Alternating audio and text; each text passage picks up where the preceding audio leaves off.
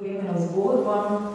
Sicer leta 1920 je Paul Klee ustvaril en monoprint podobo sliko z naslovom Angelus Novus. Ta angel ima razprte oči, na široko odprte oči, odprta usta rahlo in razprte roke v nekem takem se zdi neprijetnem presenečenju. In leta 1940 je Walter Benjamin v svojem delu Über den Begriff der Geschichte napisal oziroma opisal Kleevo sliko z bodečimi besedami. Zdaj tukaj upravičujem, ker nisem našla slovenskega prevoda, mogoče obstaja. Torej z mojimi besedami je prevodu takole. Kjer mi opažamo zaporedje dogodkov, vidi angel eno samo katastrofo, ki ves čas kopiči razbitine, ruševine in vedno znova meče pred angelove noge. Angel bi rad ostal, prebudil mrtve in sestavil to, kar je bilo razbito spet v celoto. Toda vihar piha iz raja in ga neustavljivo vrtinči v prihodnost, kamor je obrnen svojim hrbtom, medtem ko se kup ostankov pred njim veča do neba. Walter Benjamin reče, ta vihar je to, čemu mi rečemo razvoj. Torej, to je zdaj zanimivo, ker v bistvu na poletnem Ljubljanskem festivalu, jaz mislim, da je bilo na poletnem festivalu Ljubljanskem, leta 2008, je bil ta koncert izveden in sicer v studiu Viba Film in za ta koncert, torej dva orkestra, simfonična, dva dirigenta, ne bi morali biti, je naredil sceno za ta koncert, bilo Saler plus Vojrat. In bilo je tako nekako prevoško, ne?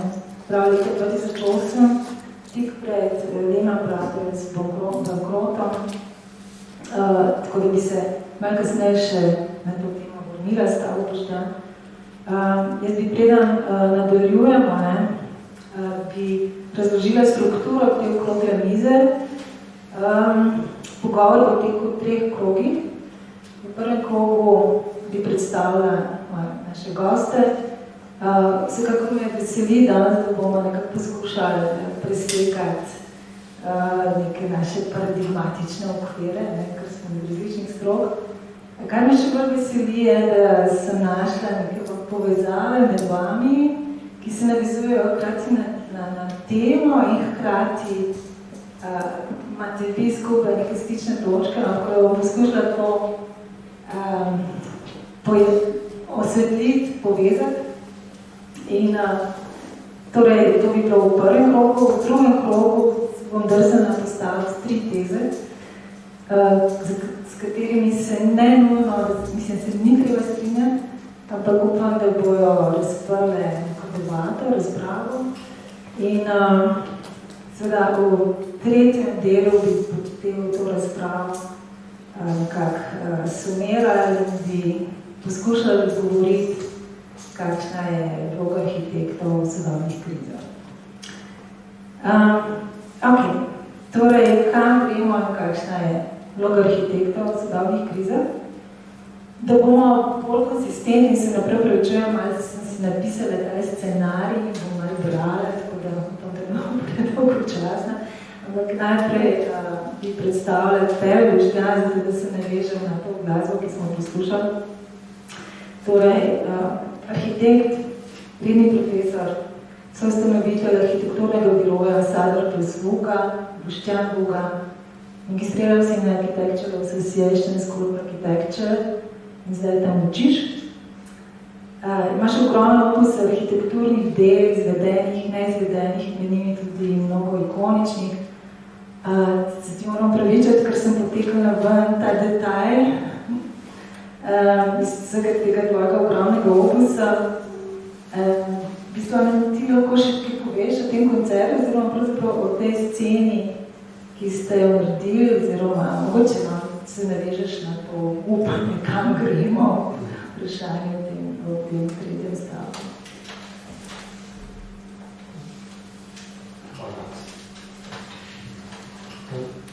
Tatjana, hvala za to uvod in v bistvu se mi zdi ravno ta glasba Globokarjev in ta koncert in to, da se ravno to omenjeno povezavi z temo današnjega večera, se mi zdi zelo zanimivo. Zelo zanimivo se mi zdi tudi zaradi tega, ker je ta naš prispevek za koncert, ki je bil torej 9,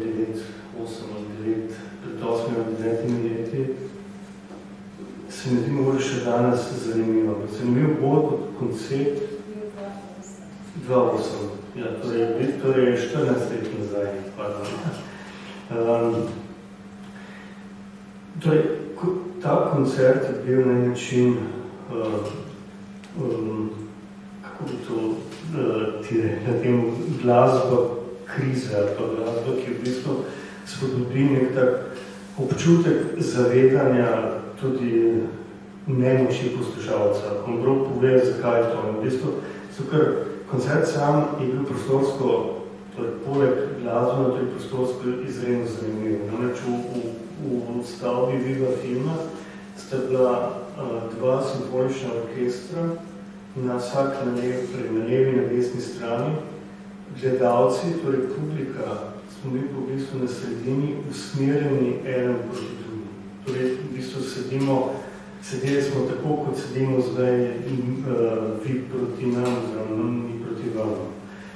Na sredini je bil pa ta scenska postavitev in ta scenska postavitev je bila postavljena tako, da je dejansko preprečevala direktni pogled na drugo stran.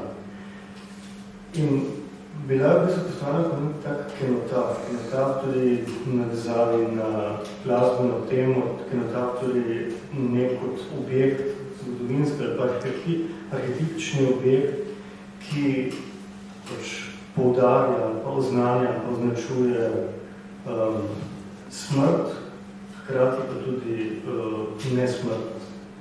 In zdaj, če bi povedati, kako smo razmišljali o tem.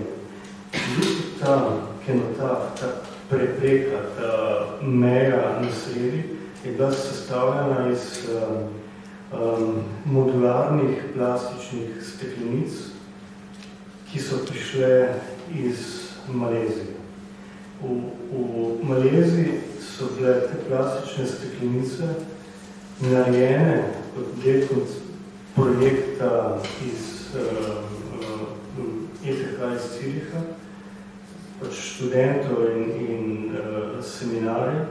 Bile so narejene kot steklenice, ki se jih takrat so bile poplave, torej katastrofa, napolni z vodo in kot take modularno zložene oziroma sestavljene predstavljajo zaklon oziroma shelter proti poplavam. No in v bistvu nam se zdaj to zelo zanimivo kot koncept. V bistvu govorimo 14 let nazaj, ponovno uporabiti te steklenice. In lahko bi danes zato špekuliral, zakaj bi vozil plastične steklenice iz Malezije v Ljubljano. Ampak zdaj se nam je ta moment te ponovne uporabe, torej tega, da je nek plastični element napolnjen lahko z vodo, napolnjen pa lahko tudi s peskom in ko je napolnjen s peskom, pač postane zložen v nek tak zid ali pa prepreko postane v bistvu pomeni zaščito. Sestavili smo iz steklenic, ki so prišle v Ljubljano, smo sestavili ta scenski objekt na sredini. Ko je bil pa konec koncerta, mislim, da je to tista pomembna zadeva, ki je spet vezana na kenotaf, spet vezana v bistvu na spomin, vezana tudi na zavedanje katastrofe, vezana v bistvu na tem, ali je lahko glasbena izkušnja postane ali pa postane materializirana. Torej, na koncu je v bistvu vsak poslušalec tega koncerta vzel steklenico in jo vzel sabo domov. Torej, pomenilo tako, da je na koncu ta scenski objekt na sredi dejansko razpadel in steklenice, te plastične flaške, so zdaj po domovih, če temu tako rečem, poslušalcev koncerta. Hvala, Boštjan.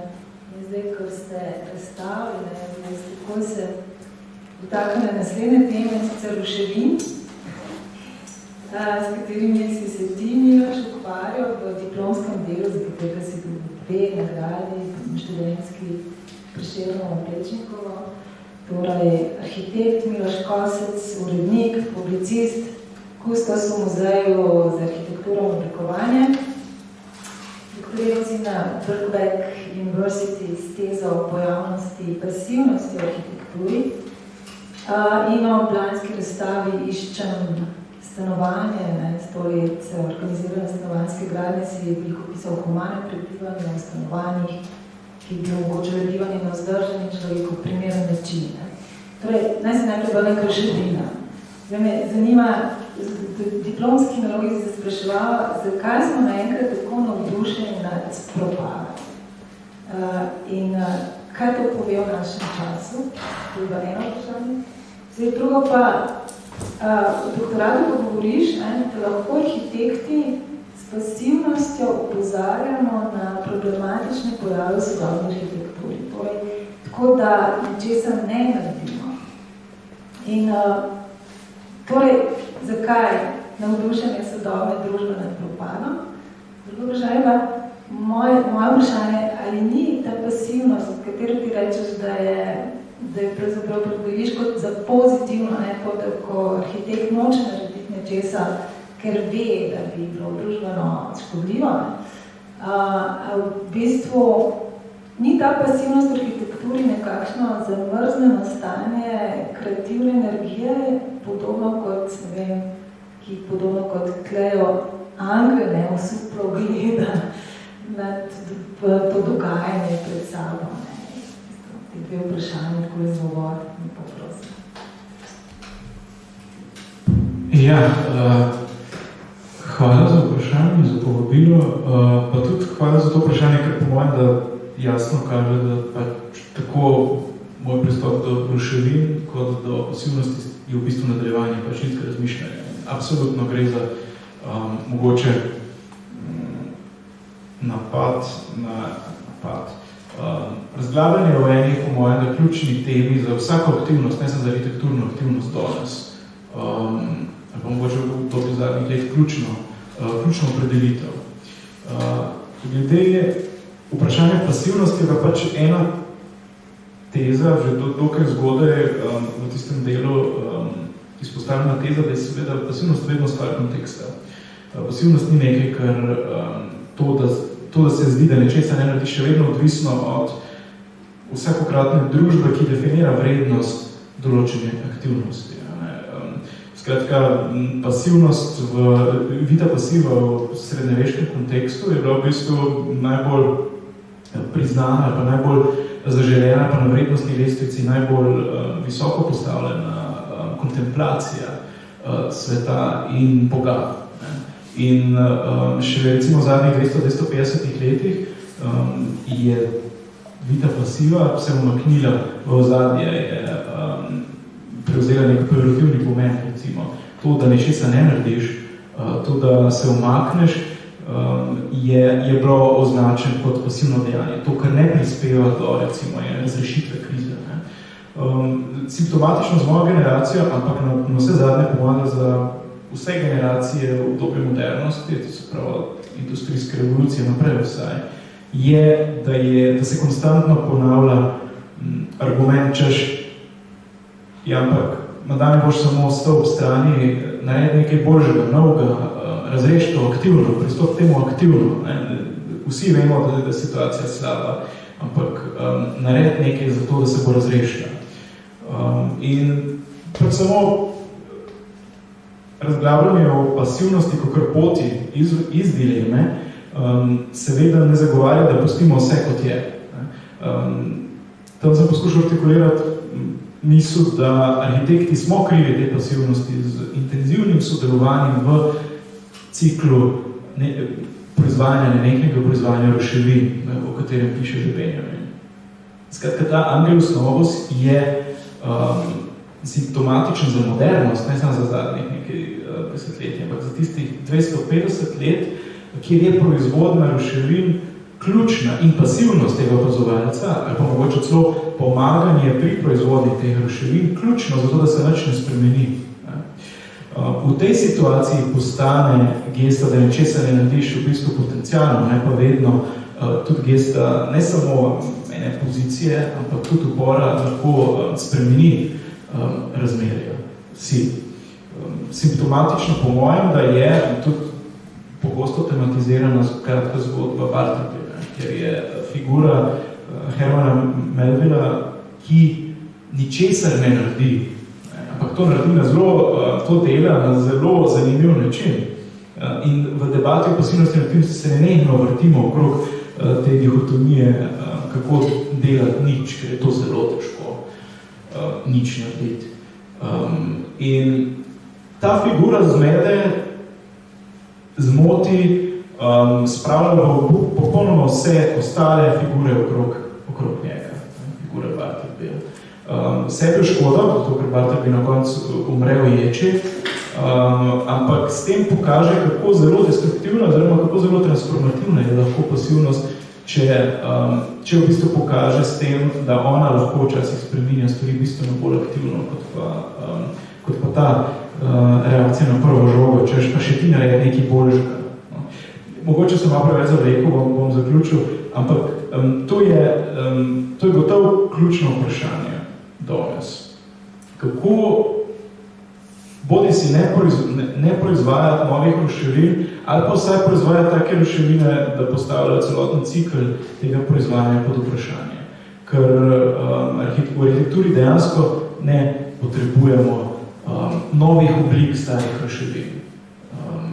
Ne potrebujemo nadaljevanja tega nenehnega cikla.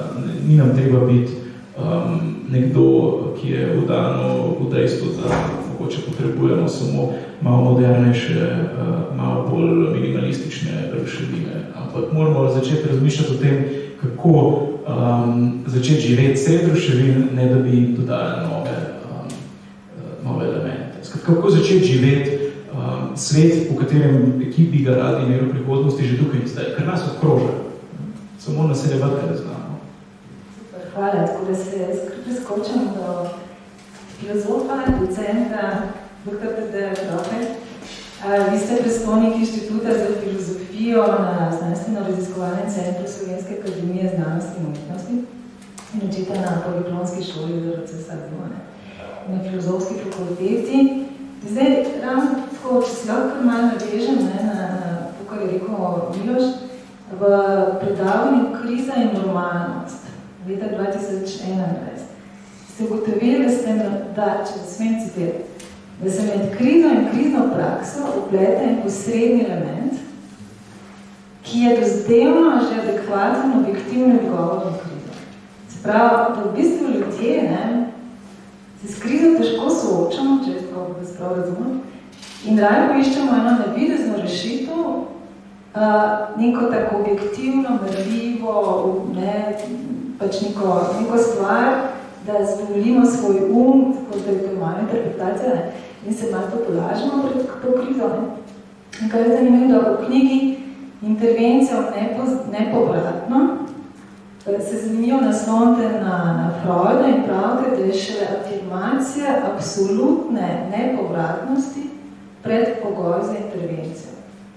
Se pravi, torej lahko z intervencijo nadaljujemo le, če smo uspeli vstopiti v samo nepovratno situacijo.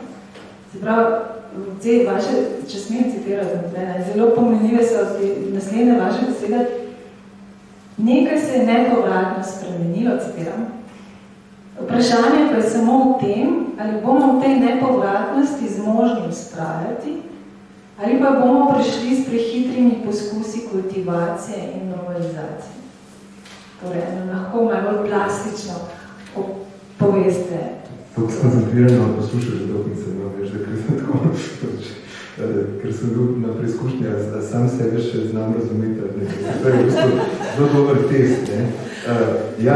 Spomnil sem se tisto, kar ste najprej govorili. V bistvu ta element, ki naj bi se urinil med krizo in Tem so v bistvu neke moralne ad hoc narejene, v vsaki krizi specifične moralne formule, v bistvu kot neka objektivna pravila, kaj ne počnemo. Zdaj, najbolj znana je tista iz varčevalne krize, ne? Porabimo lahko samo toliko, koliko ustvarimo. To ni kar dobi status absolutnega pravila, ki diktira vsako našo akcijo. Ne? Za tisti čas, ko rečemo, dokler velja ta kriza, se moramo tega pravila držati in vse v redu. Lahko odmislimo vse ostale probleme in to je nek način, kako mi to krizo pozabimo. V bistvu odmislimo, si jo normaliziramo, v tem smislu najdemo si nek omejen svet, v katerem živimo. Kar je smešno, je, da recimo so te moralne forme, mislim, taka pravila, ne, da niso prenosljiva tja, kamor bi najbolj sodla. Ne. Recimo, porabimo lahko toliko, koliko ustvarimo, bi bilo kar dobro moralno pravilo za okoljsko krizo, ne, recimo. Ampak tam, kjer zgleda, kot da paše, tako nekot se reče kot mama očeta, ne, kot oče na mama, kaj, ne, tam pa ni, se pa nikoli ne bo prišla, recimo, taka formula. Se pravi, se vidi, da tukaj ne gre za zdravo razumsko spoznanje, nujno tisto, kar je direktno, najbolj vidno, tisto, kar bi morali vsi vedeti, kot bi rekli, okrog tega se strinjamo, to je fakt, in pa se lahko naprej pogovarjamo, pa gre za neko umetno ustvarjeno gotovost, oziroma za neko umetno ustvarjeno formulo, ki je bolj namenjena samo prepričevanju. Ne? Ampak dobro, zdaj, kaj ste me vprašali? Ne? V bistvu nič bolj ste me soočili s tem, da se moram... Če se lahko nekaj navežem, če sem bil, kar je kolega Koza sem govoril prej. Mi smo zdaj po mojem v nekih hecni situaciji, ko v bistvu jaz se absolutno pridružujem temu, kar smatram, da vi razumete kot pasivno državo, tudi arhitektov v resnici. Ker je iz nekega laičnega pogleda rekel, da je to nekaj, kar absolutno manjka trenutno, recimo. Tudi konkretni, recimo v lokalni situaciji, imam jaz občutek tako, včasih bi si res se počutim kot tržnice ne znamo, ne? Mislim, tako, kot smo včasih imeli tisto samo ampak se rečem, jaz se skozi bolj sem podoben temu. Ne? Se pravi, hočem rad bi, da ene stvari malo so, da malo počakamo, kaj se bo z njimi zgodilo, da se malo umedijo, da vidimo, a funkcionirajo. Dajmo se navaditi na par posegov, probimo te malo začeti živeti, naseliti, kot ste rekli, za nas rekel, in potem bomo videli, se bomo naprej premakali. Ampak zdaj, glede na krizno stanje, tisto, kar je pa ključno, ne, smo pa v bistvu, to, kar sem pa hotel reči, smo v eni takih hecnih situaciji. Če gledamo podnebno krizo, ne, recimo stanje, zdaj, trenutno poteka podnebni vrh, ki nas vsako leto spomni, ne, kakorkoli, ne, vidimo, da imamo v bistvu dve nekak skušnjavi, ne, ali pa dva tipa rešitev. Ena bi bila ta pasivnost, ne, da v smislu tudi odrasti, pa dajmo nič delati, pa počakamo, pa mislim, se pravi, dajmo malo se ustaviti, dajmo malo smanjiti, dajmo malo znižati našo intenzivnost življenja sistemsko. Na drugi strani je pa dejstvo, da so stvari toliko daleč bile prignane, da je treba ustvarjati stvari inovativne, ki bojo lahko zadevo rešile.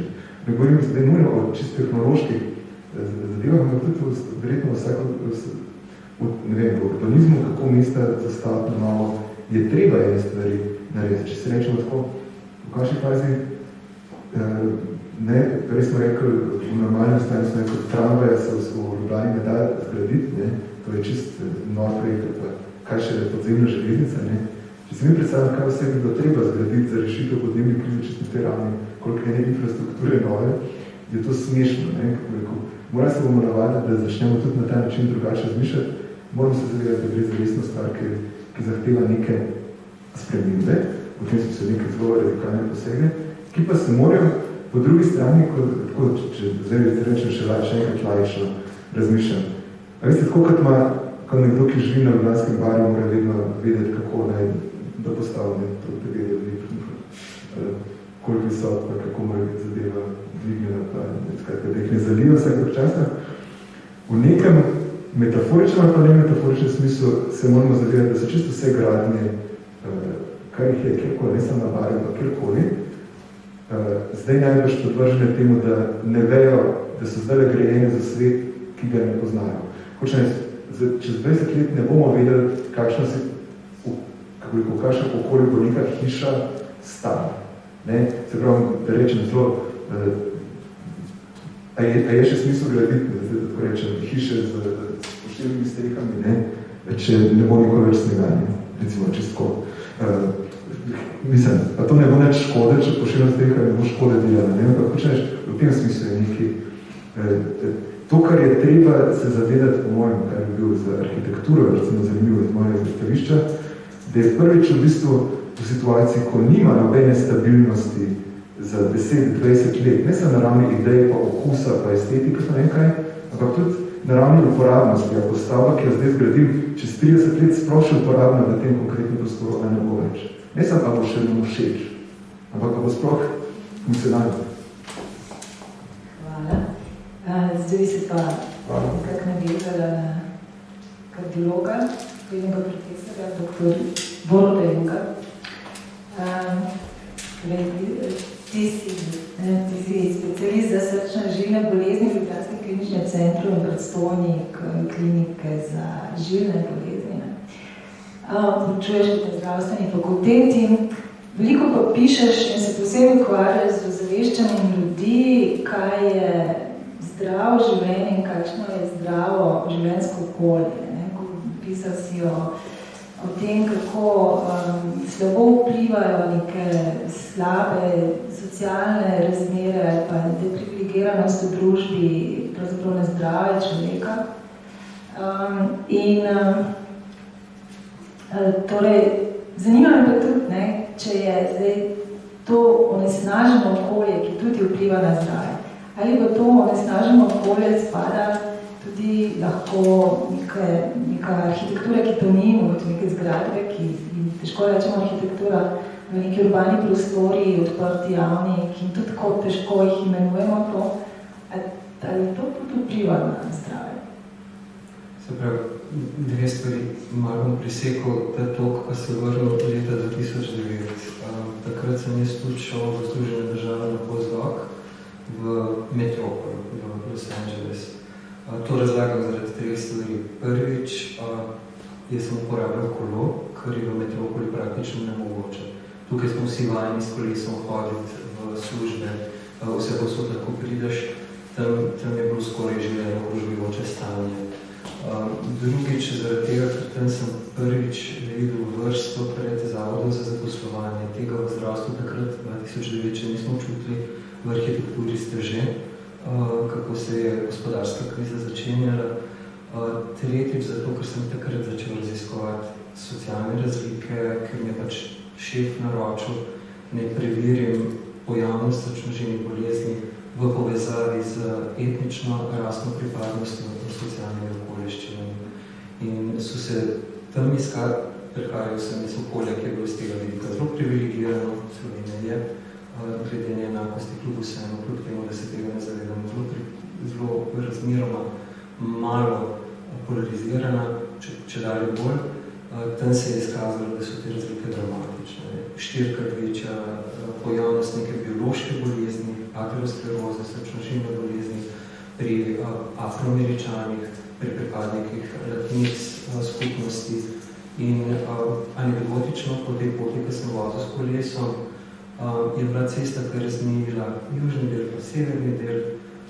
Južni del je bil ekonomsko boljši, od tam pacientov v bolnišnico niso prihajali, severni del, 500 metrov razlike, so pa hodili zaradi strelnih ran, pa prezgodnjih infarktov. Ta zip-kod oziroma obremenjenost poštne številke je nekaj, kar je prepoznano pri nas. Zdaj, onesnaženost je dejavnik tveganja. Leta 2016 sem sodeloval pri smernice za preprečevanje srčno-žilnih bolezni v evropskih smernicah. Takrat so noter lepo napisali več vidikov, ki preprečujejo srčno-žilne bolezni, od tega, da število kolesarskih stez zmanjša tveganje v mestu, do tega, da oddaljenost oziroma gostota restauracij z hitro prehrano večja kot je gostota, večja je pojavnost srčno-žilnih bolezni, večja kot je oddaljenost od teh restauracij, manjša je pojavnost srčno-žilnih bolezni. Te vidiki so jasne, ne? So pa takrat tudi znotraj stroke, pa od zunaj nas pač napadajo, da to pa res ne sodi v kardiologijo, da to je pa stvar, ki je precej bolj kompleksna, da bi se njena stroka lotila, zato se je zahvaljujem za povabilo sem, da lahko o tem diskutiramo. Zdaj, koliko in kakšne stavbe, no, v teh smernicah je bilo tudi izpostavljeno, da pač število politantov je premosorazmerno povezano z pojavnosti srčno-žilnih bolezni, zlasti ateroskleroze in srčnega popuščanja. In to je edina stvar, ki je ostala v naslednji verziji. Vse ostalo mora biti ven, ali vse tisto, ki je ekonomsko in socialno nabito in mora biti ven, pa je očitno v naši družbi dovolj neutralna tema, da so lahko smernice zadržale in je pač tudi izpostavljene, da onesnaženo okolje generira aterosklerozo. Kar se stavk tiče, lahko samo svoje pogled povemo. Se imate evidence-based arhitekturo, kako okolje vpliva na zdravje, ali pogled iz bolniške sobe na drevo zmanjša število energetikov, ki človek potrebuje, oziroma je pogled na betonsko stavbo ali pa monstruoznost poveča število energetikov, ki jih ista skupina pacientov po enake operaciji pravzaprav potrebuje. Tako da odgovor tukaj je ja. Najlepša hvala. In ne nazadnje Matjaž Uršič, sociolog, izredni profesor na katedri za analitsko sociologijo, Centru za prostorsko sociologijo, Fakultete za družbene vede, čisto pri nas na Geotehniški fakulteti. Si soavtor mnogih zanimivih projektov, med drugim je bila to raziskava Tokio. In nastala knjiga Creativity in Tokyo, Revitalizing a Mature City. In tam ste izpostavili, kako je pomembno medsebojno vplivanje fizičnih in mehkih dejavnikov. Mehki dejavniki niso berljivi, tako da nam lahko razložiš, kaj so mehki dejavniki. Potem bi še naprej predstavila, veliko si se ukvarjal s tem, kaj pomenijo, kaj so pametna mesta. In torej, kdaj so mesta, smart city, nekaj popolnoma drugega kot smart technology. Prav, pametno mesto ni nujno pametno, če ima smart technology. In če pa je pametno, pa čeprav razumem, je lahko tudi odporno, resilient. Hvala za povabilo in za zelo široko vprašanje. Absolutno si zdaj izpostavila neki tem, ki se verjetno zdijo zanimivo širši publiki in prepleta čez vse te ravni, o katerih so moji kolegi pred mano govorili. Kar se tiče Tokija, res je v bistvu tak zanimiv laboratorij nekih prostorskih fenomenologij, ki ga redko vidiš. Mogoče, če se navežem na kolega, ki je bil v Los Angelesu, je podoben tak urban laboratorij res zanimivih nekih prostorskih specifik, pojavnosti in tako naprej. Tokio je neka taka podobna tvorba, bi rekel, kar se tega tiče.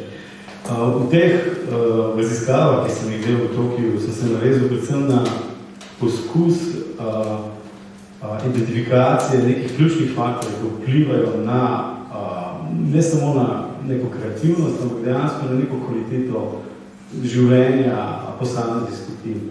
Zanima nas je, v bistvu, zakaj grejo kreativci v en specifičen del mesta, drug del mesta pa v bistvu jih ne zanima to, ki ni toliko zanimivo. In smo ugotovili v bistvu, da je ravno ta potreb teh nekih trdnih in mehkih dejavnikov ključen faktor pri tej atraktivnosti, privlačnosti posameznih lokacij.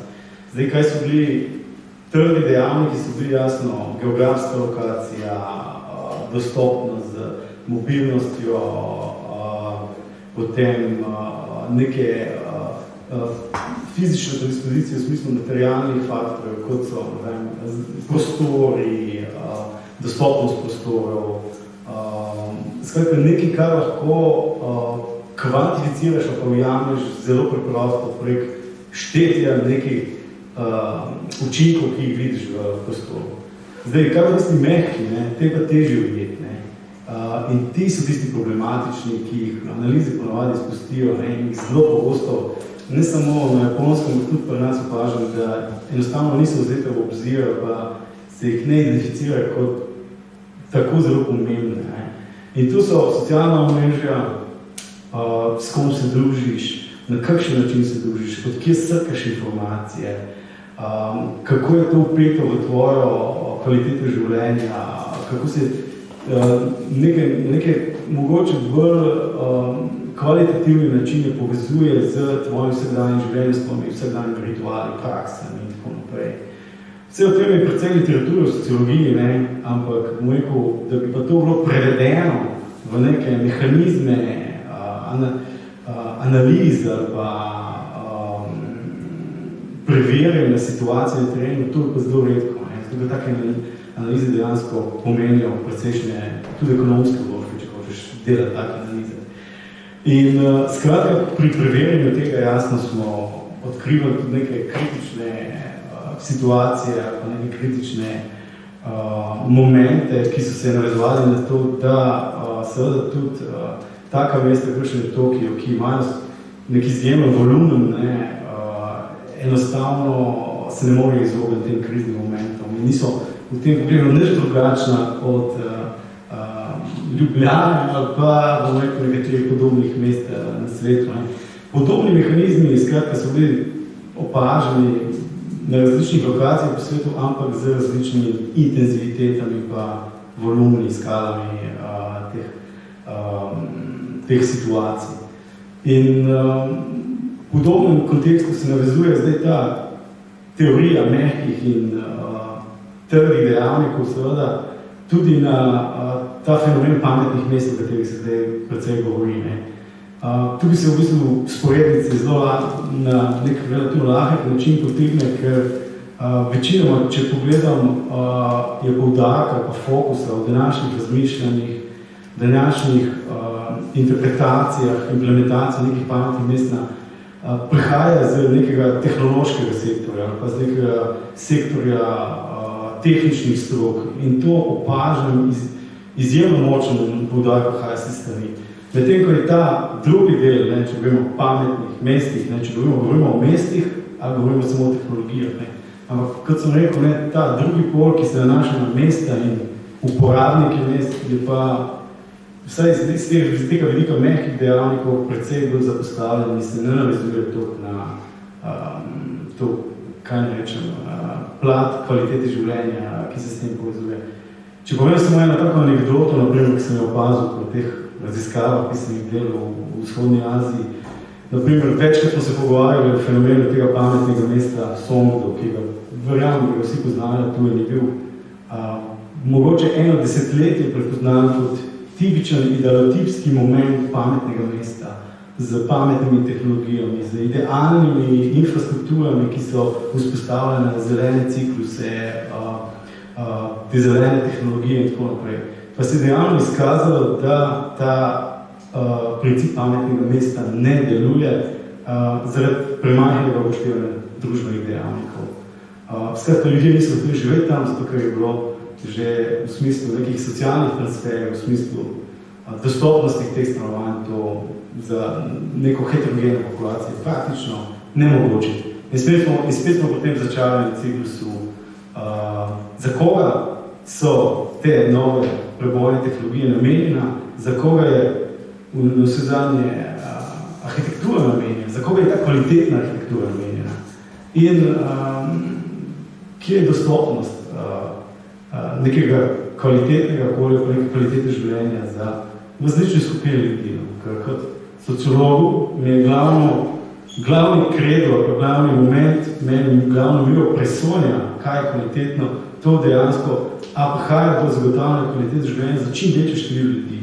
Če arhitektura je kvalitetna, je to plus, ampak meni to ne predstavlja bistvene značilnosti prostora. Če ti ne zagotavljaš kvalitete življenja za čim širšo skupino ljudi. To je Tu bi se ustavil. Hvala. Tako da, zdaj vstopamo v drugi krog, ker si pač bom drzala postaviti 3 teze. Kot rečeno, koliko vržete, potrdite, vsekakor upam, da bo razstava odprta. Navezuje se pa na primerjave zgodovinskega prostora s sodobnikom, ker se mi zdi, da mogoče tako lažje razumemo, kaj se dogaja v sodobnosti, če pogledamo malo nazaj.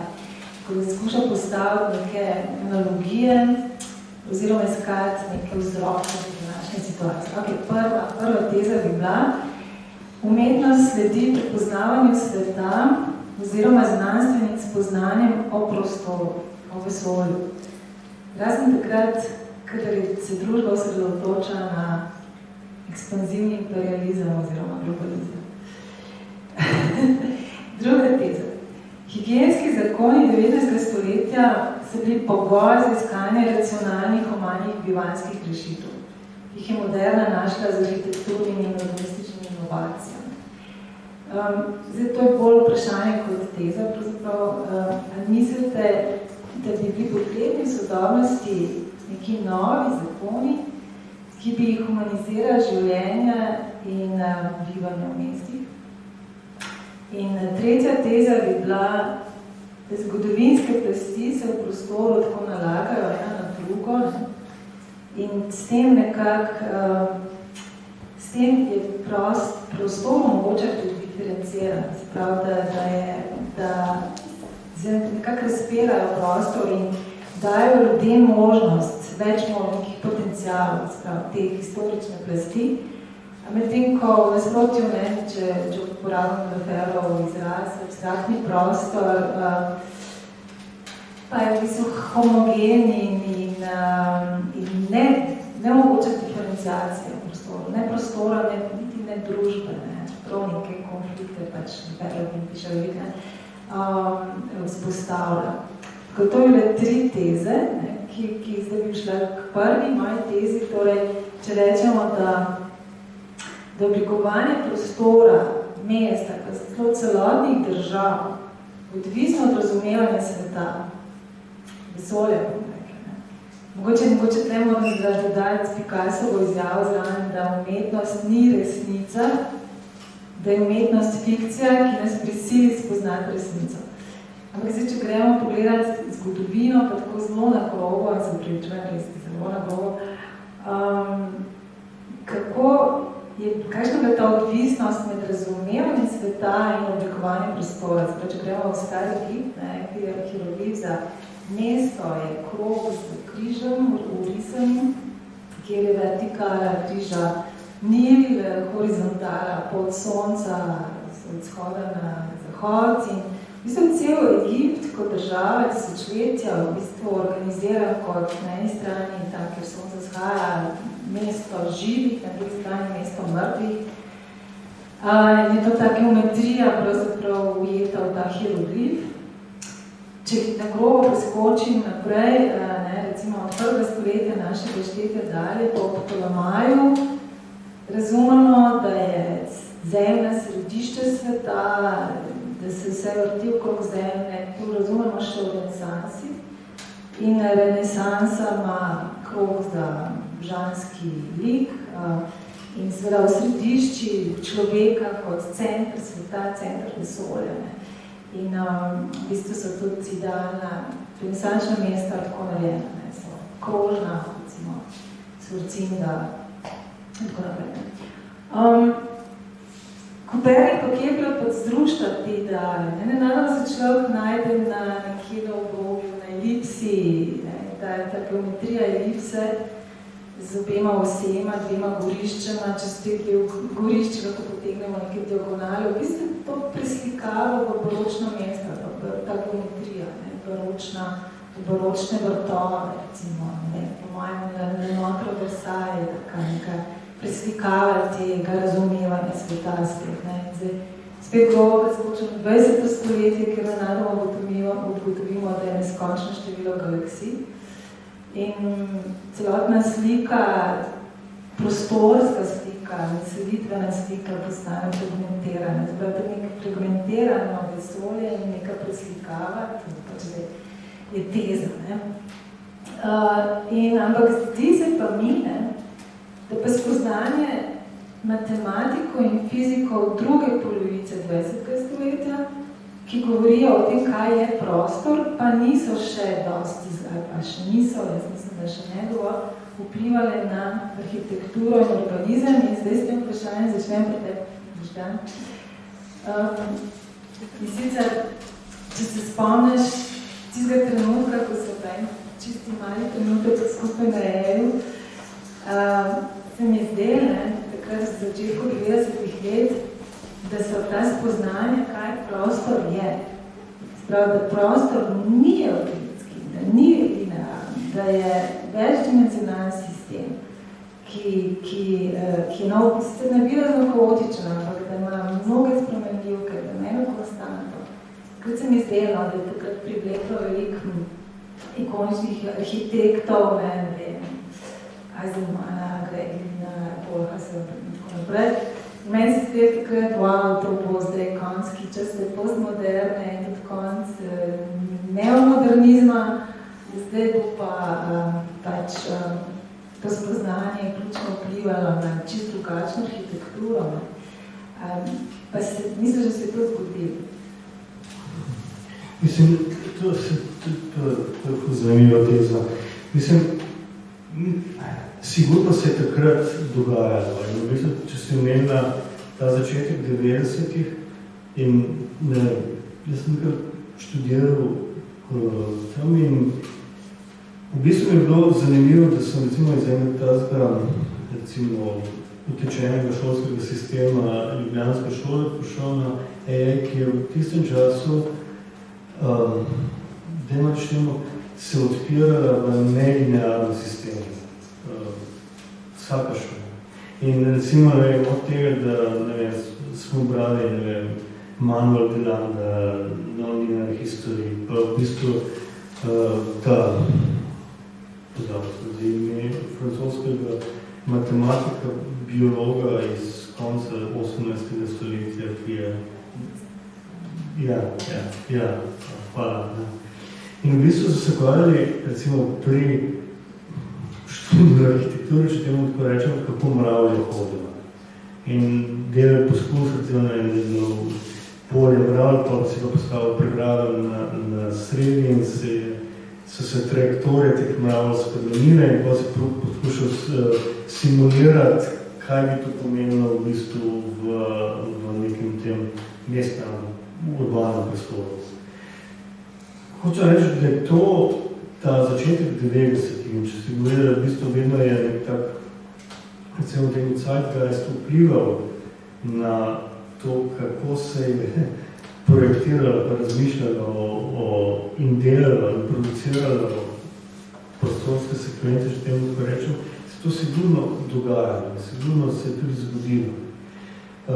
Recimo, meni je bilo zanimivo tudi to, da je to začetek 90-ih tudi začetek uporabe digitalnih tehnologij v projektiranju, kar je izpostavilo drugačen odnos med subjektom in objektom na drugi strani. Mislim, da je bil interfejs. In ta interfejs, temu interfejsu se je v začetku dajo bistveno večji pomen, da bo spremenil popolnoma pogled na svet. V bistvu ta digitalna kultura bo omogočila,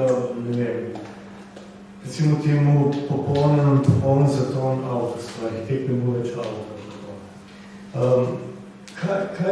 Kaj se je zgodilo, če gledam za temu 20 ali 30 let kasneje, v bistvu vidimo, da je dobrih 15 let ali 10 let zatem, seveda 2000, je sigurno ta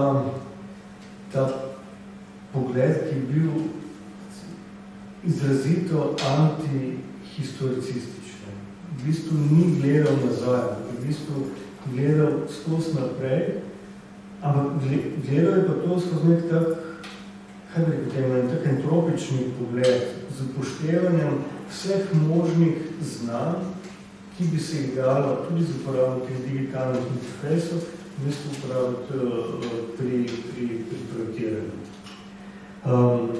Če pogledamo vse te blok arhitekture, če pogledamo v bistvu vse, recimo, nelinearni pristopi, kot je skripting, pač parametrična arhitektura, se zdi, da to, kar je bilo pred 20 leti totalno hip in je v bistvu kazalo pot naprej, na to danes gledamo že kot zgodovinsko dejstvo. Nekaj, kar je pase. In zdaj, če prav razmišljati, zakaj do tega prišlo? Če v tistem času, v začetku 90-ih, to bila, če uporabljam ta izraz, osamosvojitev nekih takih popolnoma striktnih normativov, kaj se lahko, in samo to se lahko gleda pri načrtovanju in razmišljanju prostorov, prostorskem oblikovanju, arhitekturnem oblikovanju, to je sigurno bila osamosvojitev. In mislim, da je to velik doprinos tega časa projektiranja.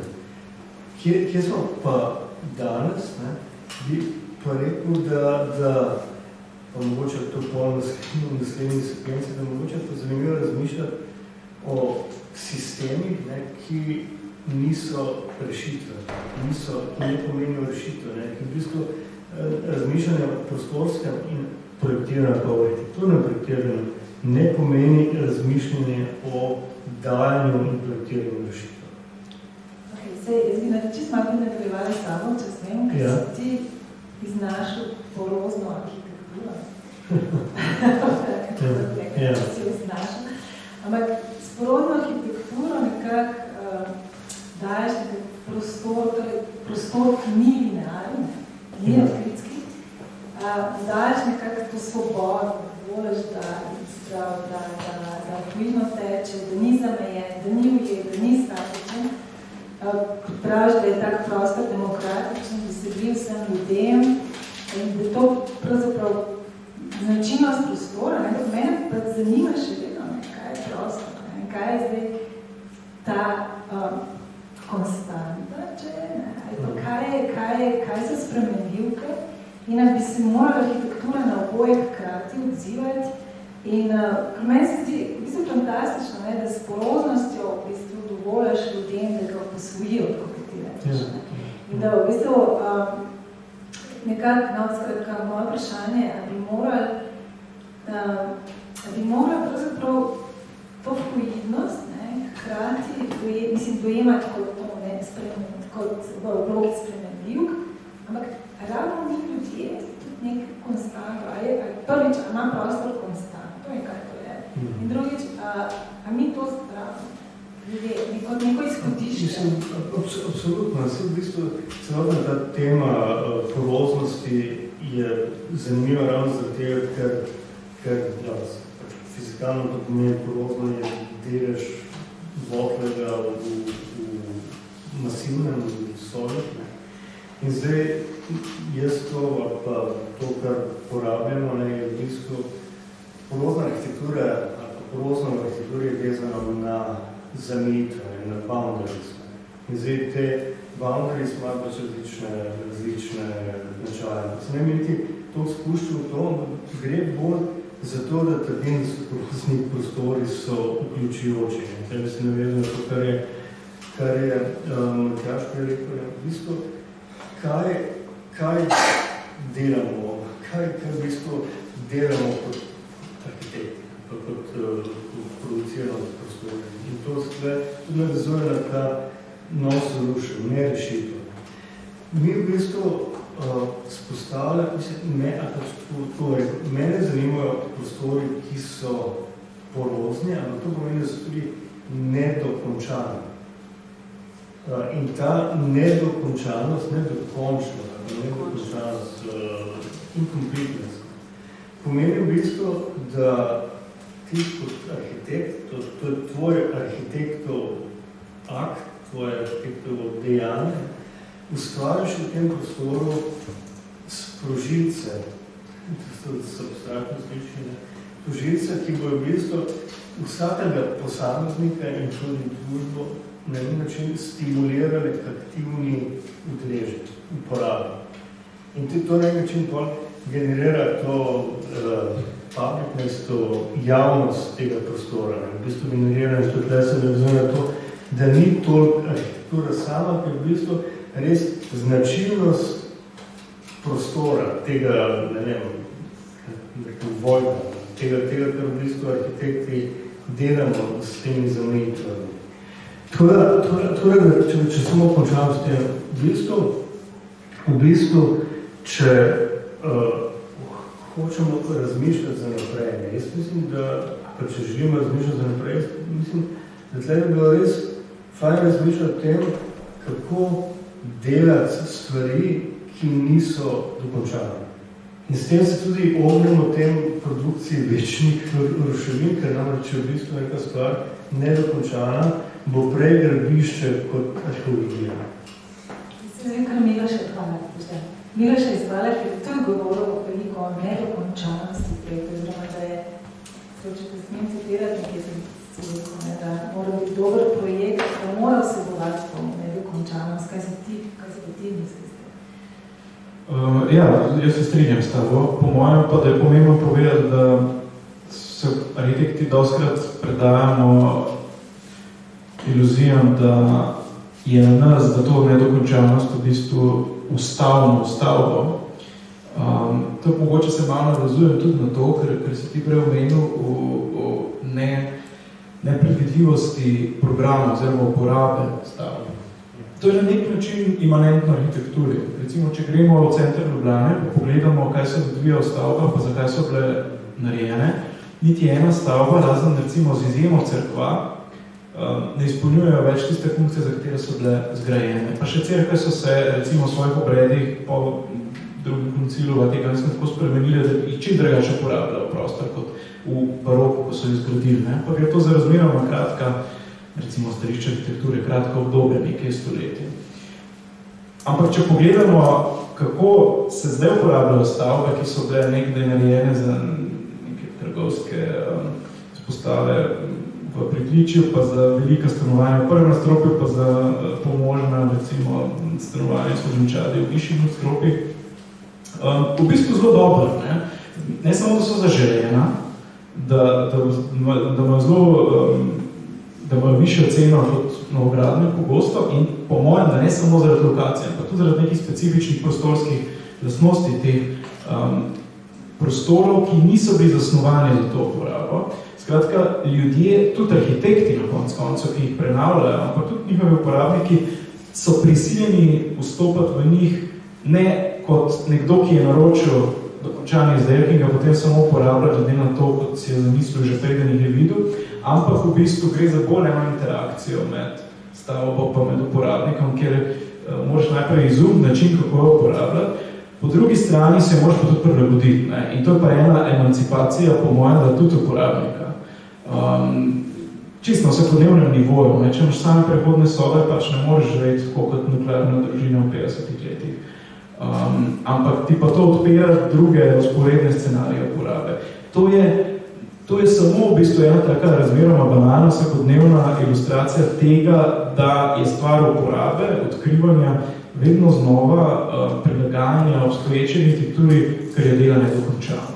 V tem smislu bi lahko tudi razširil ta koncept življenja sred ruševin. To, da ugotavljaš, da v bistvu takole, če eno stvar narediš v eno produktivno ruševino, da drugače začneš uporabljati. Mogoče samo ena kratka replika na to, Miloš, kar si rekel. Mene to vedno je zanimalo, recimo, ta Neufert. Neufert je v bistvu arhitekturni instruction manual, torej priročnik za uporabo. In ta Neufert je v bistvu sigurno najbolj brana arhitekturna knjiga vseh časov. Neufert je napisal, začel pisati v sredini 20 let. In v bistvu Štorja gre predvsem za to, da je to priročnik, kjer se arhitekt nauči, da forma sledi funkciji. V bistvu se tu naučiš, koliko mora biti stopnica visoke, koliko je ograja visoka, koliko mora biti, bolnica dimenzionirana. In zdaj, to je v bistvu koncept modernizma, ki, kot smo se prej pogovarjali, sledi temu v bistvu popolnoma higienističnim pristopom. Torej, kaj moraš narediti kot arhitekt, da boš omogočil, da bo uporabnik tega prostora, torej človek, ki tam živi, dela, se zdravi in tako že, pač doživel najbolj optimalno okolje. In zdaj, to, kar je Miloš ravnokar povedal, in da smo ustrinjali, je pa nekaj, je pa v bistvu načrtovanje v smislu anti-Neuwerta. Torej, v bistvu ti moraš pozabiti, če temu to rečem, na funkcijo. V bistvu delaš v bistvu prostore, ki so, če temu tako rečem, zato so tudi ti prostori, ki so ponovno uporabljeni, so zanimivi, ker so osvobojeni funkcije, ker so osvobojeni tistega, zakaj so bili na začetku sprojektirani. In to je, mislim, če se tega kot projektant zavedaš, mislim, da delaš prostore, ki so nedokončani, v tem smislu ne mislim, da bi bili dokončani, da ne bi ometani, nedokončani v smislu, da omogočajo inkluzivno in spremenjajoče se uporabo. Spremenljivost v arhitekturi. Jaz bi zdaj vsem še malo šla nazaj, sem se pričala, s to teorijo, matematiko in fiziko prejšnjega stoletja, da je prostor vsebuje spremenljivke, po mojem ti v njih govoriš, in o konstanti. Mislim, in konstanto. Prav, kaj je zdaj konstanta? Je to ta hiša, v kateri notrej lahko vse spreminjamo, kako že. Ampak, če bi volaš, gremo malo naprej, prav, če lahko kolega Trauko vprašam, ali ljudje potrebujemo neko stabilno izhodišče za življenje? Mislim, ali je lahko vse fluidno in spremenljivo, ali potrebujemo eno trdno izhodišče, kako že to je? Ja, mislim, da zdaj ne vem, kako rečem javno, ampak to je svet odgovor. Mislim, da gre za to, da si najbrž, da obstaja najbrž velik razkorak med našimi fantazijami tega, koliko fluidnosti smo zmožni in tem, koliko fluidnosti smo, pa na kakšen način smo to fluidnost zmožni prakticirati, recimo. Nekaj te stabilnost, ki si je načeloma, stabilnost tega tipa, na katero bi redko kdo pristal kot ponosno na svoj kredo, skratka, jaz sem rekel, redko kdo bo zagovarjal zdaj odprto svojo konzervativnost, ali pa neko nezmožnost prilagajanja, pa rigidnost, pa ne vem kaj, ne. Ampak dejstvo je, da te rigidnosti je veliko, rigidnost se najde, skratka, kakorkoli lahko obračamo in stvari poskušamo, nekako se bojo vzorci prej ponovili tega, kako bomo ljudje se obnašali kot ne. Skratka, to mogoče bolj vidno, kaj pa vem, jaz izvorno, da se tako rekel, ne, izvorno sem iz Trbova, spomnim se pač do 8. leta sicer, ampak smo, ko se da vrlo, pa tako vem približno, kako te zadeve funkcionirajo, ne. Zelo veliko so, ne vem, če to ni odgovor na vaše vprašanje, ampak asociacije. Spomnim se, da je tam bilo tako, kaj bo to, začeti v 90, ker je gospod tak čas, ker se je rado poskušal z nekimi novimi stvarmi, ne? Tako, skratka, eksperimentirati, pa probati v Trbovljah narediti neke fancy zadeve, ne? In se vedno probali vedno je bil isti model v Trbovljah, kako zagorijo, kako vse to teh kraj. Vedno se je poskusili, ne? Zdaj imamo pa res tako Nobel pizzerijo odprl, ne? Pa je bila pol leta Nobel, pa se je pol leta stregli z neko rekel, z srbetom okrog na roki, ne? Po enem letu je bil to isti pajzer, kot je bil prej, ne? Ta nekak vedno se je isto. Tako kot, ne vem, ta podhod, če gledamo Plečnik, ta od spodaj, premaksno, kaj? Ta podhod, kogarkoli se tam poskuša nekaj čarati, nekaj vedno je isto. Ne? Na isti način zadeve propadejo. Ne? tako, če glih v neki oblikovati prostor, tako da postane uporaben podhod, svedena, vedno v isti ljudje tja prišli nazaj. Ravno tisti, ki tam naj ne bi smeli.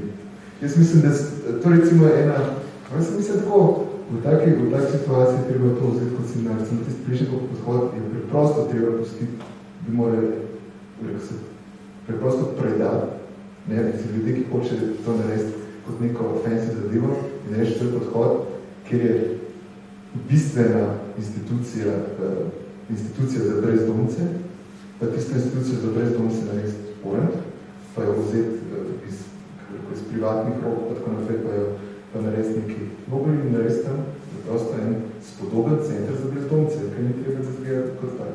Torej sem reči tako, ne, včasih je treba mogoče take signale, recimo tega, da se vedno stvari vrača na isto mesto, prepoznati. Ne reči, okay, mogoče, če se vrnem na tisto nazaj. Mogoče v Trbola v tistem času ni bilo treba imeti fancy pizzerije. Mogoče bo treba imeti sam čist v redu bar.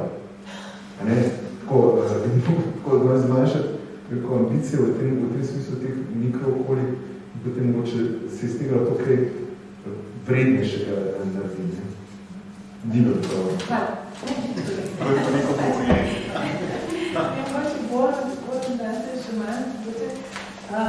Zdaj tukaj ena moja misel, lahko konstantno, o kateri skozi zdaj govorim, življenje samo po sebi, tako kot najvišja vrednota, se mi zdi, da če bi mi naša okolja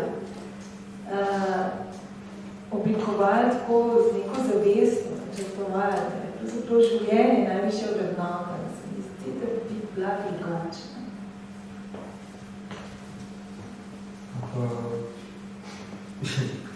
Ja.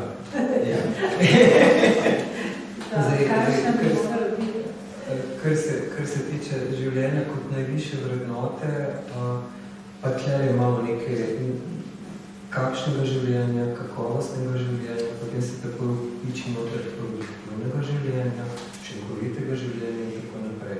Se pravi, tle imamo te klasifikacije, ki tudi v medicini in zdravstvu se pojavljajo.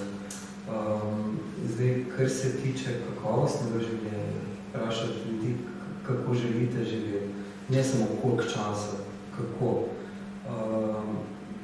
Jaz bom dal eno tako primerjavo, spet iz arhitekture. Začel sem delati v bolnici Trnovo, bil inštitut za geriatrijo, to je bila bolnica Franja, smo rekli, arhitektonsko, ni bil to nek podvig, je imel pa svojo notranjo strukturo. Osebni rado tudi bilo tega manjši kolektiv je bil. Preselili smo se v klinični center, zdaj se revitalizira, tako da 20 let nazaj so se vse te arhitektonske želje zelo spremenile glede na potrebo osebja. To je en velik. Potem pa pogledate hišo hospica. V hiši hospica, kjer naprej ljudje zaključiti svoje življenje, gledate direkt v zelenje, imate svojo sobo, imate ljudi, ki se usmerjajo v kvaliteto vašega življenja, ne v produktivnost, ne v podaljševanje, ne v to, da čim več pacientov v enoti časa obrnete v sobi za 3, 4 in tako naprej. Tako da tle je nek družbeni vpliv, kako te stvari koncipiramo in kam pravzaprav gledamo. Ko se načrtuje bolnišnice, se gleda, pa vsi smo mislili, da bo z epidemijo vse drugače, boljše in tako naprej, samo bolj pognavljajo naprej tiste rane, ki so naprej, da čim več ne bilo v čim krajšem času. Jaz bi se premaknila zdaj že naslednjo tezo. Sprav, če primerjamo krizo 19. stoletja z zdaj sodobnimi krizami. In mogoče bi celo rekli, da je to neka eskalacija, kar zdaj doživljamo, eskalacija 19. stoletja, ker mogoče lahko govorimo 15. stoletja, kolera, COVID, potem bogatenje na račun novih tehnologij v 19. stoletju, v drugi polovici 20. že mogoče 20. zdaj tudi ne. Recimo neko prikrito suženstvo v vseh teh obdobjih. In zdaj, arhitekti moderne so v resnici zelo pragmatično govorili na krizo, recimo na bivansko krizo delavskega razreda. Spravo delavskega razreda, že v nekih mizernih razmerah, recimo stanovanja brez svetlobe, brez slabem zraku, brez sonca, brez zelenja, nagredeni in tako naprej. Moderno, da direkten odgovor, premalo sonca, veliko svetlobe, neke ekonomske glorisi, vsa infrastruktura, ki je potrebna za neko relativno kvalitetno bivanje. Je pa res, ne, da je to nastavljeno na osnovi sprejetih higienskih zakonov, ki so se zgodili v drugi polovici 19. stoletja, najprej v Angliji, in pa še posod drugje, in hkrati so bili že 100 let pred moderno, utopični socialisti, recimo Owen, svojo vasjo harmonije in sodelovanja, kjer je že ločil tovarne od stanovanja. Prav so imeli, modernisti so imeli neke trdne osnovne, predvsem so imeli te zakone. In zdaj, moje vprašanje je pa zdaj mogoče bi tukaj bilo malo zahecno, se mi zdi, kino Le Corbusierjevo atensko listino pogledati, ker ima 25 test kot Luther. Ene so tako napisane, kot da bi danes pisali, oziroma kot se mi mislimo, da zdaj ponovno nekaj si izmišljujemo, čeprav jaz moramo vedeti, da se je tudi Le Corbusier v La Ville, Radio so potrebili samo zgolj 4 funkcije mesta, delo, rekreacija, bivanje in promet, in ta conik, tako da te posledice danes imamo, slabe. Po drugi strani je pa tako human vzgib bil prisoten, še vedno takrat. In recimo, njegova druga teza reče, poleg gospodarskih, političnih in družbenih vrednot je treba upoštevati tudi psihološke in fiziološke potrebe, ki so povezane s človeško osebnostjo in vnašajo v razpravo vprašanje individualnega in kolektivnega značaja. Življenje se razvija le toliko, kolikor se uskladita dva nasprotujoča si principa, ki obvladujeta človeško osebnost, individualno in kolektivno. In 8. teza, recimo, industrijska doba je povzročila hude mocnje v vedenju ljudi, v njihovi poselitvi zemeljske površine in v njihovem delovanju. Nebrzdano zgoščanje populacije v mestih, ki ga poganja hitrost mehanizacije, vse splošno skokovit razvoj je brez primera zgodovini, mesta je zelo kaos. In še, recimo, zadnja teza, zvinijo, ker zasebni interes, on pravi, teza, bo podrejen skupnemu interesu. In tukaj, če ga smem citirati, reče, da individualne pravice nima nič skupnega z vulgarnimi zasebnimi interesi. Prav, da zasebni interes mora biti povsod podrejen skupnemu interesu, da bo imel vsak človek, vsak človek dostop do temeljnih dobrin, do topline, ognjišča in pravico do lepote mesta. Doktor Juk, kako bi ti komentiral te teze?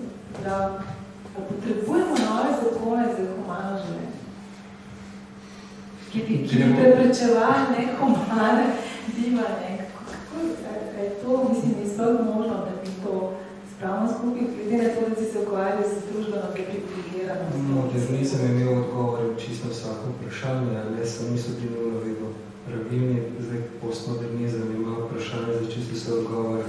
Tako da, kar se tega tiče, to so bili v tistem času, govoriva zdaj o 20-19. stoletju Anglija, eksplozija industrializma, pa hkrati odkritje mikrobov, zaupanje, slepo skoraj zaupanje v znanost, ki se lahko prevede v zakonodajo, ali pa celo je bilo zaželjeno, da se je avtoriteta znanosti oziroma takratnih pač vladajočih krogov s tem nekako uskladila in potem je to lahko prešlo naprej. Modernizem je veliko dobrega prinesel, pa prinesel tudi azbest, termit, fašizem in tako naprej. Tako da danes, gledajte, sem prej se navezal s tistimi smernicami za preprečevanje srčno-žilne bolezni, na svet, kako odločevalcem reči, naredite več kolesarskih stez, zmanjšajte gostoto restauracij prehrane z restauracijskim prehrano, vse to na papirju, to ne bo nikakor prodržalo v neko zakonodajo, če tudi vemo, da je škodljivo. Podobno velja za veliko javno zdravstvenih problemov, vključno za alkohol, nasrkanje pijače. To ne gre več v zakonodajo, ker je interesov čist preveč, kompleksnost je čist prevelika, sistemi so tako kompleksni, da tega enostavno ne moramo več zakonodajo. Z načinno, z nežnim usmerjanjem, to je tisto, kar recimo javno zdravstvene politike želijo doseči, nekaj dosežemo, nekako pa ne spokoj celo v 19. stoletju. Ne vem, če je to odgovor, da postavil se več vprašanj kot odgovor, je bilo postavljeno. Hvala. Bi se strinjal, pozna moderna nekako zelo zreducirala ideje moderne. In v bistvu, zakaj pravzaprav ni prišlo do tega toplega okonišča do vsakega človeka in do pravice to lepega mesta, ki je pač tega teza v atenski listini zapisano, med vojo. Ja, jaz sem vam navezal na to, kar je Borut povedal, bom tudi štartil z te osnove, ker je on postavil. In bi rekel tako, da bom začel najprej z to zakonodajo, ko si jo omenil. Absolutno bi rabili neke drugačne legislativne osnove in tako naprej, ki bi usmerili recimo neke prostorsko razvojne politike. Ampak dejstvo je, da ne moremo do njih, jih moramo doseči. Ne moramo jih doseči zaradi tega, ker potreba po zakonih se ne poraja stop-down za zgoraj na zgoraj, pa je gospodin na zgoraj. Torej, če dopolnim in se popolno strinjam s tega rekel, vrednotni sistemi so tisti, ki porajajo potrebo po nekih politikah. Torej, če prevedem, imamo točno take politike, kršne si zaslužimo. Kršen je nas vrednotni ustroj, kršen je naša percepcija o tem, kako ne bi nekaj izgledalo.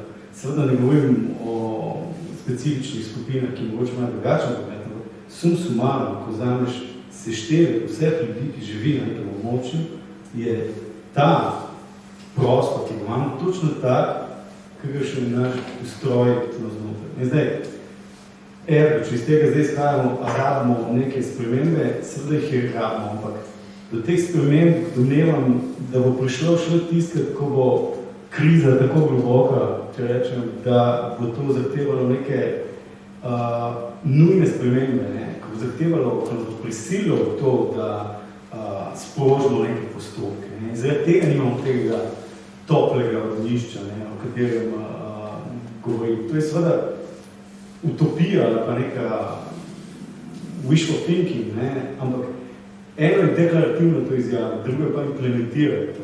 Ta razlika med deklarativnostjo in implementacijo je to ključno.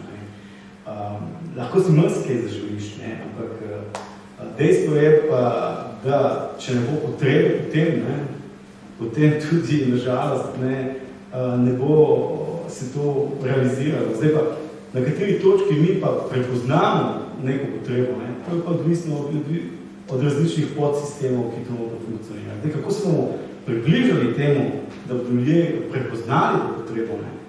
Vse ta, klimatske spremembe so zdaj dober lakmusov test. In ta lakmusov test kaže, da zaenkrat še ne prepoznamo tega. Jaz ne vidim tukaj, da bi prihajalo do nekih drastičnih sprememb. Očitno kriza še ni toliko dosegla takih normativov, da bi nam začeli vsi alarmi svetiti. Nažalost, mogoče se pa motim. Boštjan dviguje roko. Da je želim. Mnogo te smijete in stvari še vam izbaviti, to, ker v bistvu si rekel, Kako si najel po svetu, da hočeš nekaj povedati? Če dovoliš, ko si rekel, da je top-down, sprejeta legislatura, lahko, potrebno ste sprejeli očitno bila top-down, ampak zato, ker očitno je bila ta kolera, oziroma to beda, nekega razreda, ki je delavski razred, ki je živel v nekih bednih razmerah, je povzročilo, da se je razširila kolera. In ta kolera je po mojem bila panika. In so to top-down sprejeli zakon. Absolutno je. Mislim, higienizem je eden glavnih motivatorjev razvoja, če to rečem. Ene so te erupcije kriz, naprimer, ki se pojavlja pri boleznih, je bila tipičen ne vem, prelom z ustaljenimi vzorci delovanja, praksami in tako naprej. Drugi prelomi v teh točkah so pa vojne. Vojne so dejansko sprožile neke izjemne organizacijske procese, če pogledamo samo pesolski program. Nikoli se ne bi zgodil, če ne bi bilo vojne, naprimer, kar je grozljivo, hkrati pa opozarjajo na to, da kje se dogajajo ti ključni premiki in zdaj imamo spet ta premik. Vojna nas je prisilila v to, da začnemo razmišljati o obnovljivih delih energije. In pospešila ta proces za desetletja verjetno. In to so ti prelomi, ki se dogajajo.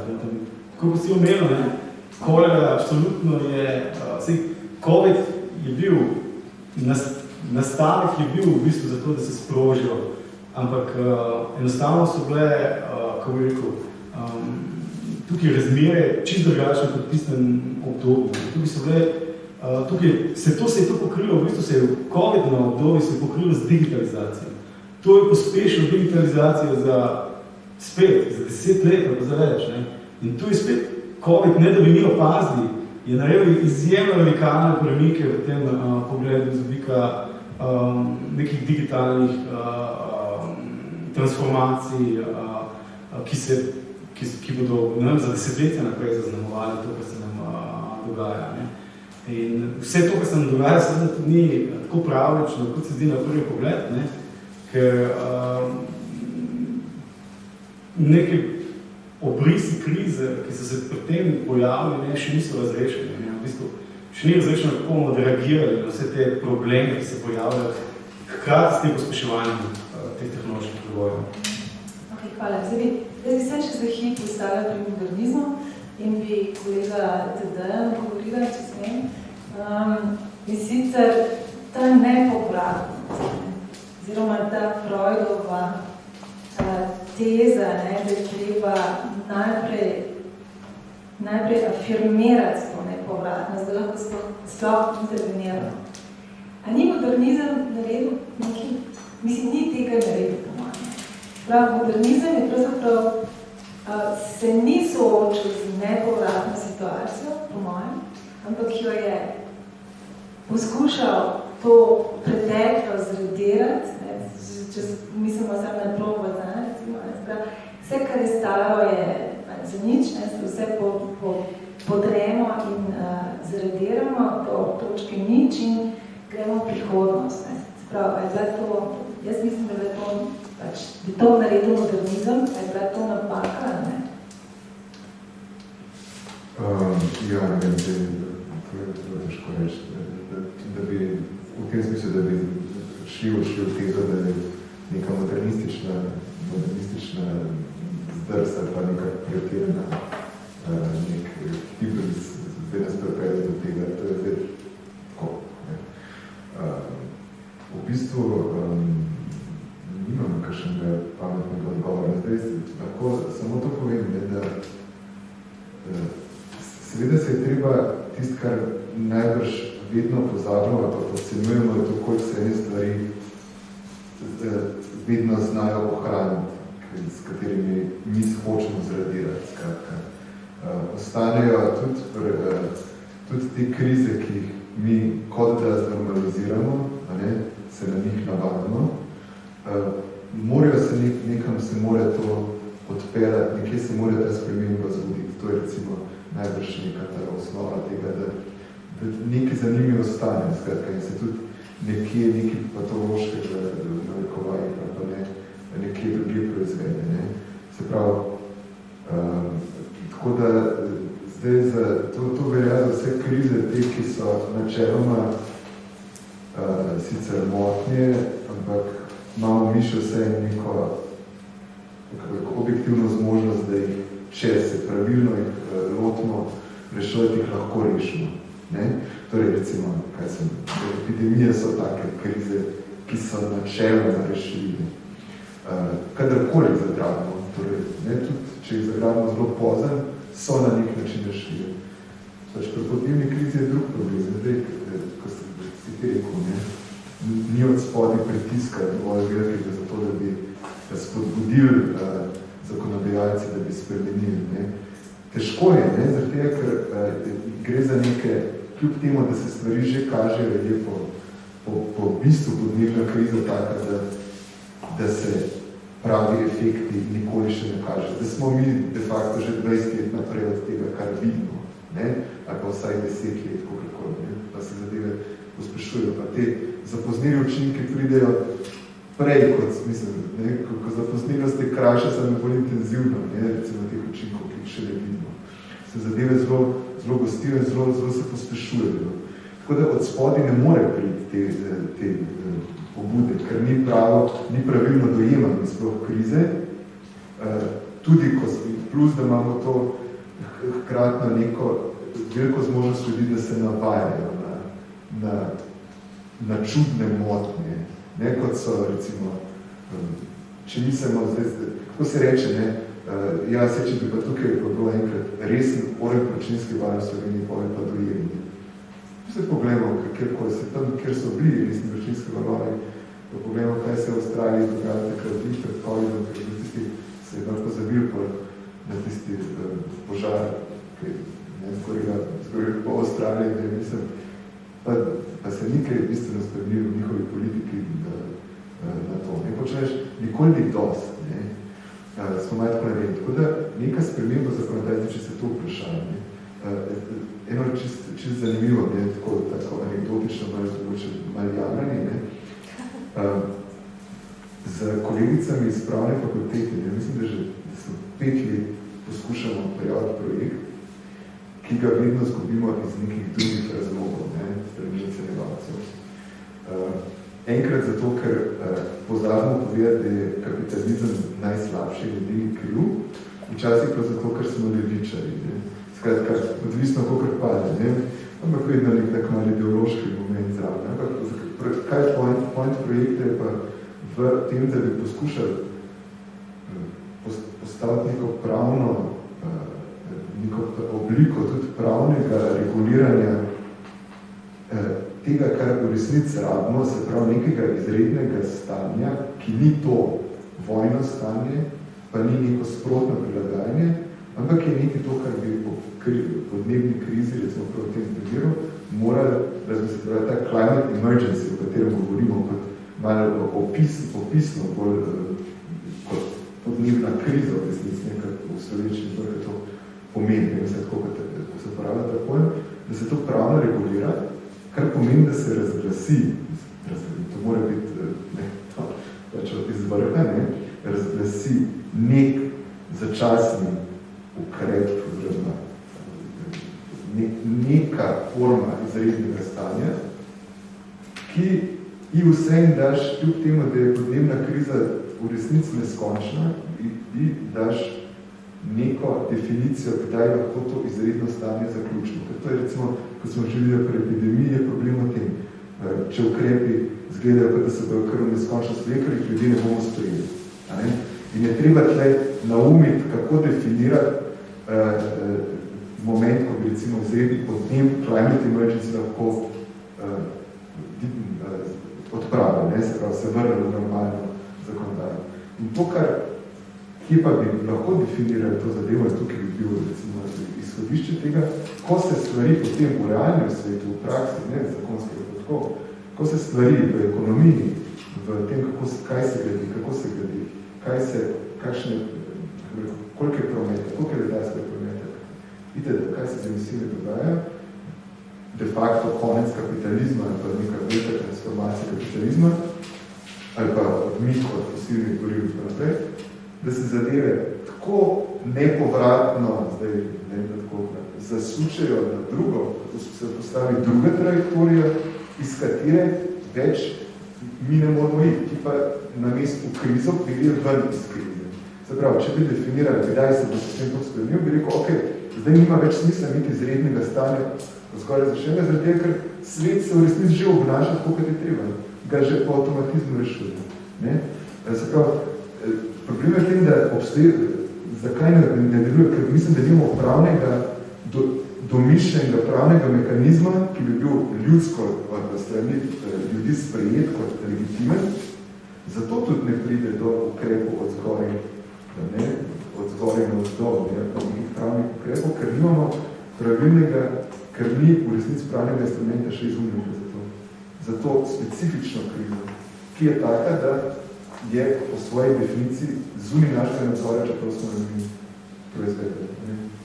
Tako da mi hočemo regulirati nekaj, kar z načeloma si že vedno želimo, se regulirati naravo, pa hočemo regulirati, zdaj pa moramo regulirati tudi javno naravo.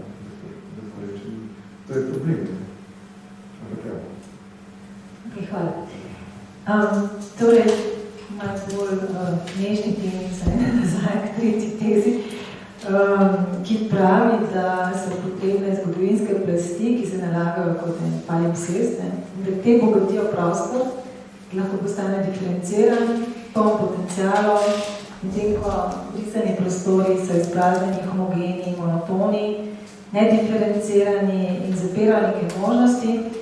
Miloš, vi ste na natečaju za narod, ki je v bistvu tako nagrado, ker prvo ni bila veljena, ampak čeprav razumem, ste s nekimi prostorskimi označevalci vnesli izbrisane plasti iz zgodovine v prostor in nam lahko čez malo razložiš, kaj ste na tem.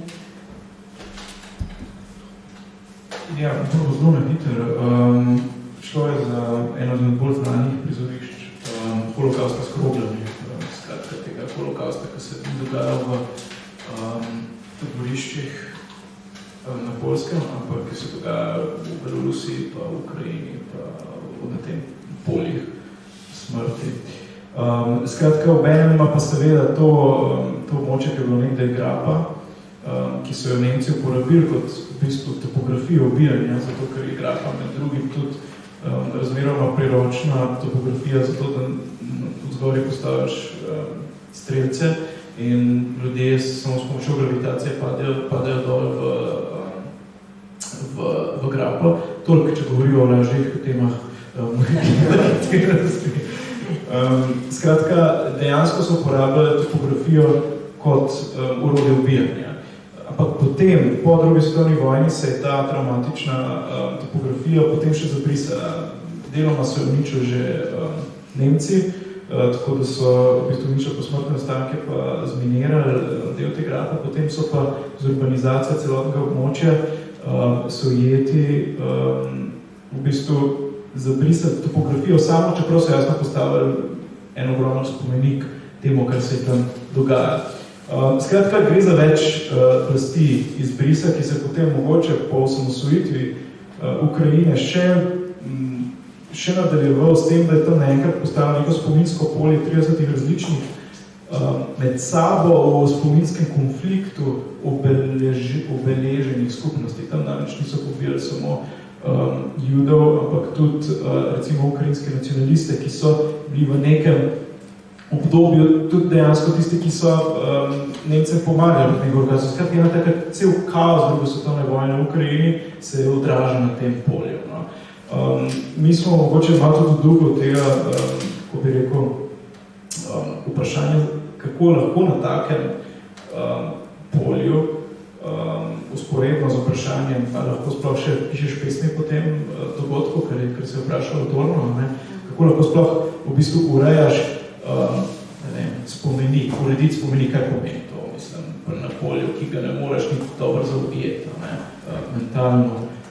Skratka, reagirali smo samo tako, da smo eno forenzično mrežo markerjev položili na vsakih 10 metrov v projektu, ta stvar se ni izvedla, s katero smo v bistvu to ogromno območje, nekaj kvadratnih kilometrov, prekrili in na vsak marker napisali kvoto originalnega terena. Skratka, to v nekem, recimo temu, nenacionalnem jeziku matematike, samo označil razliko med stanjem danes in stanjem nekdaj, ali pa lahko je tudi stanje danes, ampak tiste originalne kvote in s tem v bistvu poskuse na nek način ozavestiti razliko, ki bi drugače ostala nevidna. No? Kako se operati izbrisu, ne da bi izbris ponovil z nekim novo intervencijo.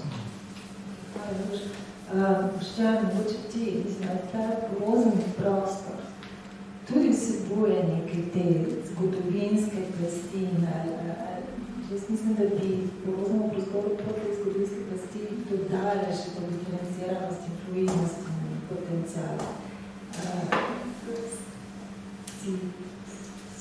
Se strinjaš, da mislim, kaj točno je vprašanje? Vprašanje je, če bi upoštevanje teh zgodovinskega palimpsestja, recimo, nekih plasti, ki so naložene, v poroznem prostoru, v tem fluidnem prostoru, v bistvu dajo še več možnosti za veliko življenje, za ljudem, da bi ga posvojili, da bi se identificirali z njim, da bi v bistvu nek tak kolektivni spomin živel v tem spremenjenem prostoru. Mislim, zdaj mogoče to porozni prostor ni fluidni prostor. Porozni prostor v bistvu pomeni, da imaš ti enostavno nekaj trdega, pa nekaj polnega, pa nekaj praznega. In ti v bistvu skozi to prazno lahko se gibaš. Zato je v bistvu porozno. Mislim, tako, če se predstavljamo en porozno kamen, ali porozno spužo, ali pa porozno aglomeracijo. In je v bistvu ta, če rečem temu, plastenje je porozno.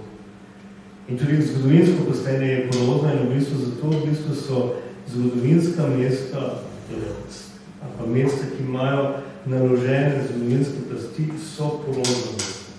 In zato recimo tudi prvi je pojem poroznosti v arhitekturi uvedel Walter Benjamin leta 25, ko je s poroznostjo dejansko opisal doživetje Neaplja. Torej, v bistvu, to je ful zanimivo, zato je v bistvu opisal zgodovinske plasti mesta, ki omogoča, ki so v bistvu porozne, kar pomeni, da imaš dejansko veliko plasti, veliko layerjev med tem, kaj je zunaj in znotraj. Torej, imaš zunanji prostor, delno pokriti pa notranji prostor.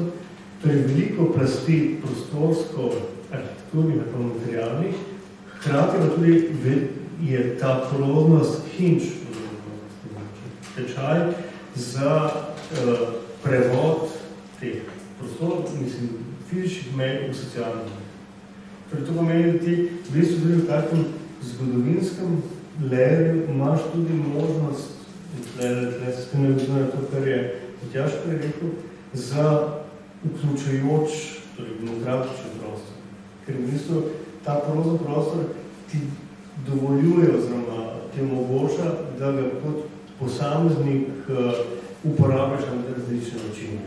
In zato je tudi neapeljski prostor vzet kot primer tudi socialnega prostora. Tudi socialnega prostora, ki prihaja v bistvu od zunanjega, javnega, preko več vrst poljavnega, to popolnoma privatnega oziroma intimnega.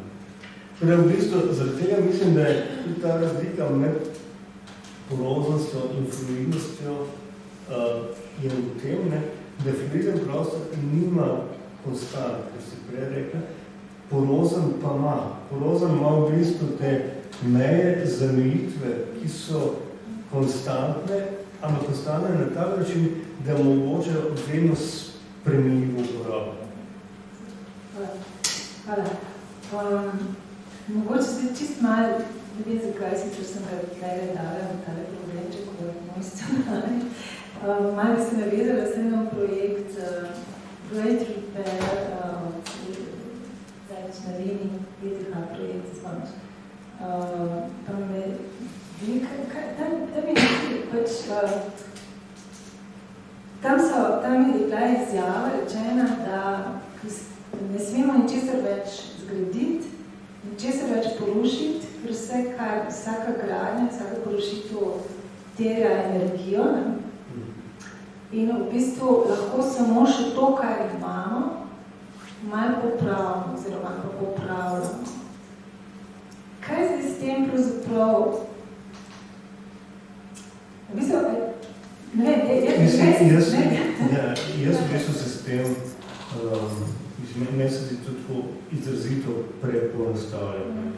In je ta popravljati. Zdaj smo spet navezali na to, kar smo z Milošem prej govorila. V bistvu repair je kot pristop. Ne delaš novo, ampak v bistvu popravljaš skalo. Jaz mislim, da če imaš, tako kot smo se prej pogovarjali, da je odmik, mentalni odmik od tega, da boš ti zdaj delal predmet ali pa objekt, ki bo namenjen samo tej in tej uporabi. In prej boš mogel popraviti, da bo deloval pri neki drugi uporabi, če boš, ne vem, recimo stanovanje, ki bo namenjeno samo 4 članov družine, in prej boš mogel popraviti, da bo namenjeno, ne vem, samskemu bilu. Tle mislim, da je drugačen posebej. V bistvu, če tebi ni treba popravljati, če neka stvar ni dokončana. In to smo zdi tako res drugačen mentalni pristop. Torej, če v bistvu delaš stvari take, da so lahko skozi spremenljive, potem jih ni treba popravljati. Še Matjaža, preden gremo v tretji krog, da zaključimo.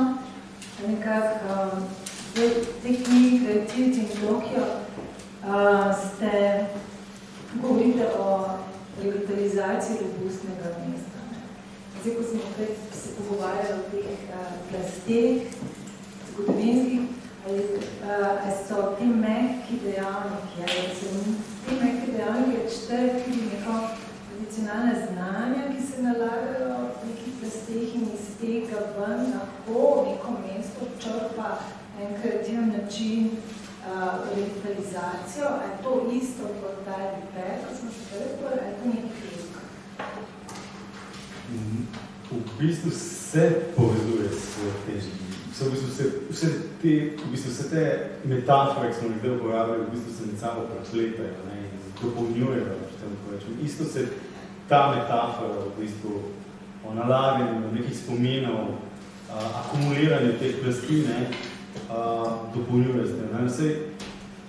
To je ta osnovna dilema med to instrumentalnostjo pa refleksivnostjo. Zdaj, katera, ali pa če vzamem Mark Oža, med kraji pa prostori, je osnovna razlika, ker prostor ni kraj, pa angleški imajo to dobro razdeljeno, space pa place. Torej, place je tisti, ki ima neko identiteto, v katero so se naložili spomini, akumulirali spomini, vsi vložili empatijo, vsi vložili emocije noter. Dobra alegorija, pa je tudi ta knjiga pošla, poetika prostora. Cela knjiga je v bistvu namenjena ravno tem analizi, akumulacije teh spominov, teh plasti v bistvu v navezavi na nekaj specifičnosti. Torej, če ponastavim, vsak prostor, ki je prazen, vodo identitete, lahko postane identitetno polno, če se v njega naložijo neke plasti in z tega vidika se transformirajo iz nekega instrumentalnega prostora, skozi katerega samo breč in postane refleksiven prostor. Instrumentalni prostor so tipični prostori, avtobusnih postaj, ki so vsi podobni, pa letališč, terminalov in tako naprej. Seveda vsak izgled teh prostorov lahko postane zate kraj.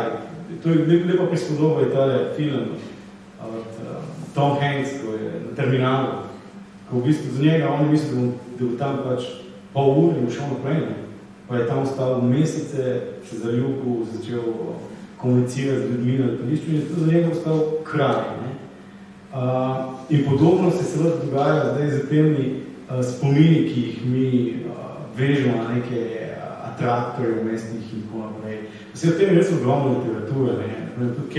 Tudi Lynch, naprimer, govori v bistvu o mentalnih mapah na mestu in tako naprej. To je vse gre na to metaforiko v bistvu plastenja nekih informacij povezanih z specifičnimi prostori, ki seveda pridobivajo, imajo neke vrednosti za posameznika, pa nimajo. In to je ta To so ti mehki dejavniki, seveda, ki jih enostavno ne znamo konkurirati, neke mehanizme evalvacije tako, oziroma obstajajo mehanizmi nekako merjenja tega, ampak enostavno ne pridemo na te točke, da bi to konkurirali v kakšnokoli prostorsko zakonodajo, legislature in tako naprej. Enostavno, kako ne rečem, nismo še tam, mogoče, pa bi mogli govoriti.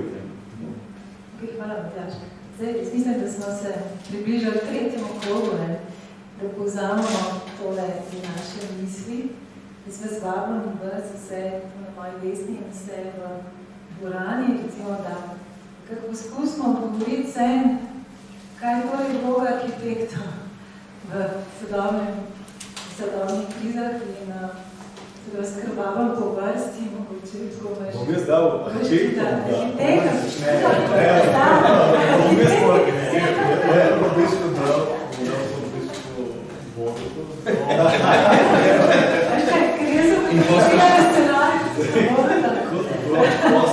Impostor syndrom.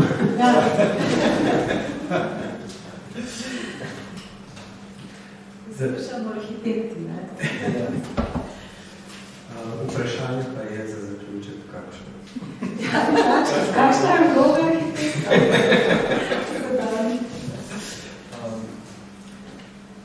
Več ste govorili o odzivnosti, o svetu kot kompleksnem sistemu, na katerega se pač treba odzivati, prilagajati in tako naprej. Jaz kot uporabnik to vidim.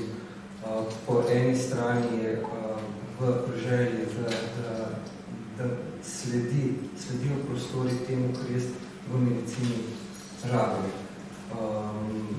Mi prenavljamo bolnišnico, hkrati v bolnišnici imamo prostore za nove aparate, tlorisi so taki iz leta 1975, sicer zelo funkcionalni, ampak ne sledijo uporabniku. To je ena stvar. Druga stvar, ki se pa mojega področja tiče srčno-žilnega zdravja, da se mesta, da poskušajo mesta upoštevati ljudi, ki želijo več prostora za gibanje, za zdravje, ne more iti to top-down. Tako kot si ti rekel, to moramo mi od spodaj zahtevati od odločevalcev, da nam prilagajajo prostor, da bo bolj zdrav.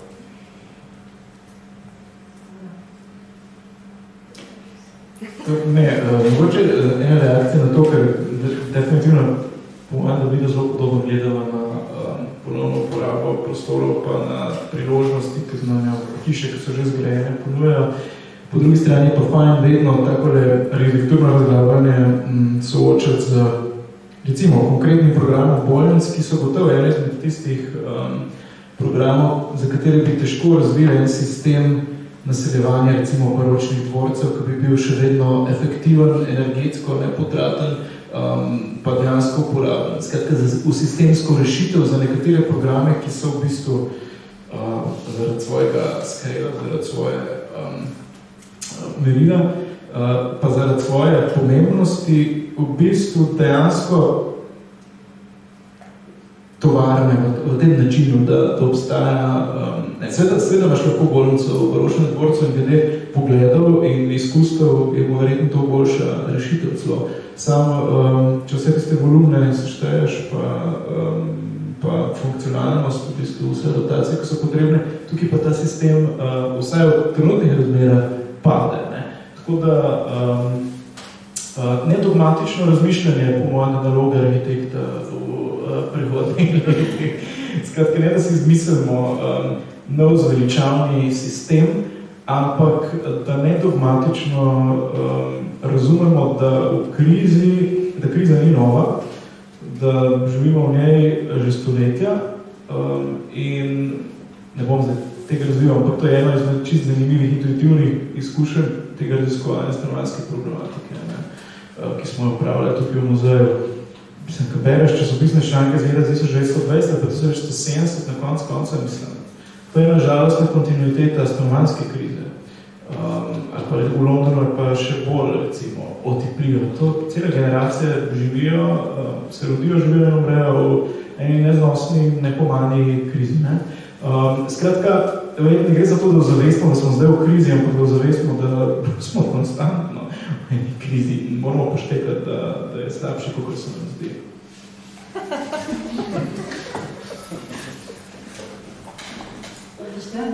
Ti si rekel, da enkrat, mislim, da pri razstavi Eduard, da bi morali arhitekti, da sem imela arhitekti pred 30 leti, je ena čisto drugo vlogo, Ja, mislim,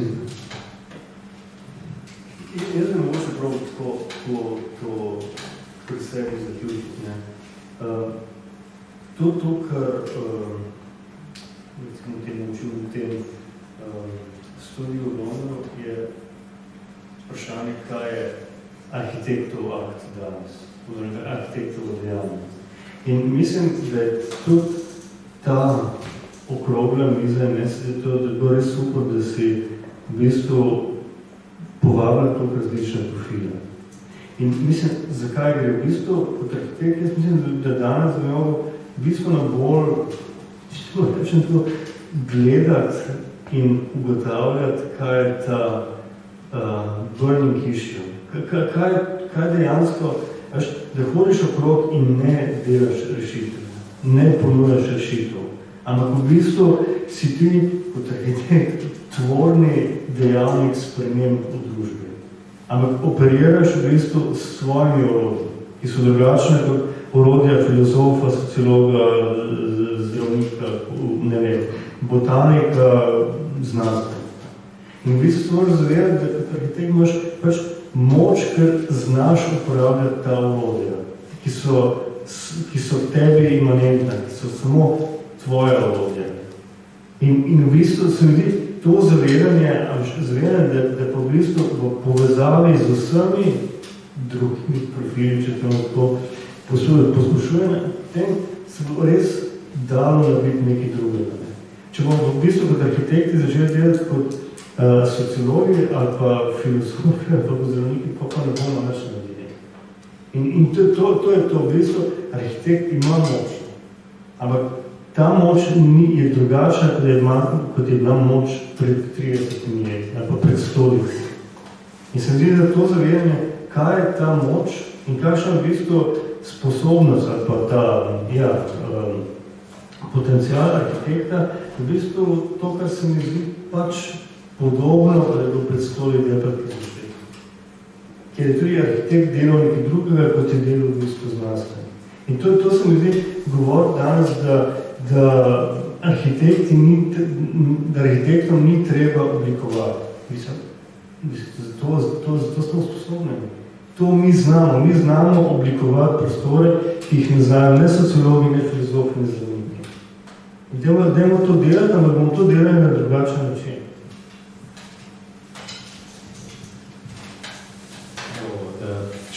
Jaz bom kar nadaljeval z tega, se začel, ne? Absolutno se strinjam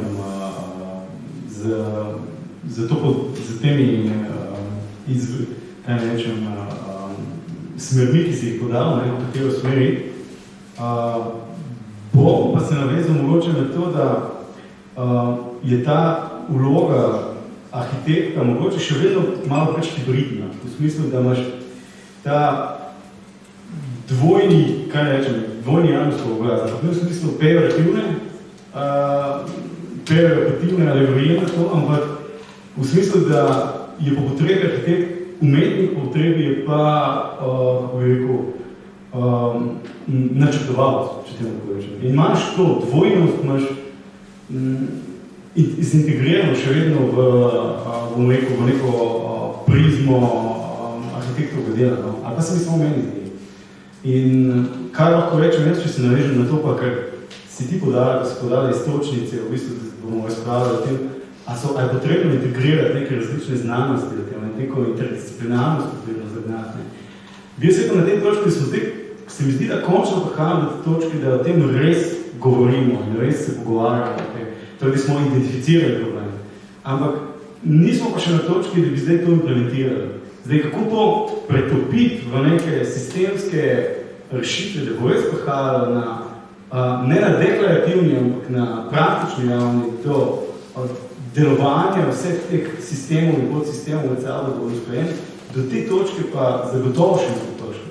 In se vidi, da tu na tej točki bo treba še graditi, ker zdaj smo identificirali, zdaj vemo, kje je problem. In tudi ostale znanosti o prostoru imajo zelo večji delež znotraj arhitekturne stroke in to se opaža.